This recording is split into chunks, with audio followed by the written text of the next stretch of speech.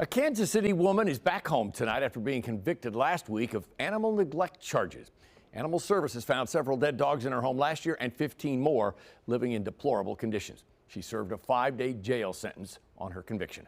Fox 4's Dave DeMarco joins us tonight to explain why animal advocates, Dave, are calling that a step in the right direction.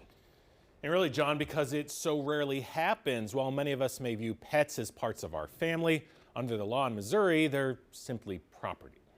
In March of last year, KC Pet Project's Animal Services Division responded to a home on Crystal Avenue for a sick animal, a dog who tested positive for parvovirus and later died. But during the investigation, officers discovered a half-dozen more dead dogs at the home. Even more shocking, the barking coming from a closet. Very dark. There was no ventilation, no air. There was no light even in the closet. They had kennels that were stacked on top of each other.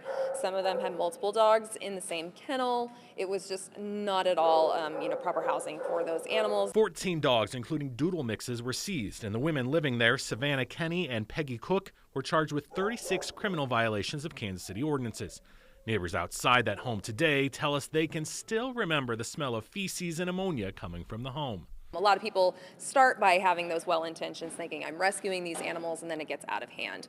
These animals were intentionally left in a closet, regardless, of what the situation is. If it got out of hand, it was inhumane for these animals to be held in this way. Last week, the women were found guilty on 28 counts, including 23 counts of animal neglect, being over the limit for the number of dogs in a home, and a city license violation.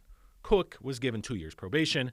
Kenny was sentenced to serve 5 days in jail, finishing that sentence Sunday. We have other cases from 2023 that are going through the court system right now, so hopefully this is the first of many charges that we're able to announce these higher penalties. And that probation includes strict animal access limitations and monthly inspections. I'm sure anyone who saw those pets probably wondering, well, the good news, all 14 dogs who survived were eventually able to be adopted into new homes, Lauren.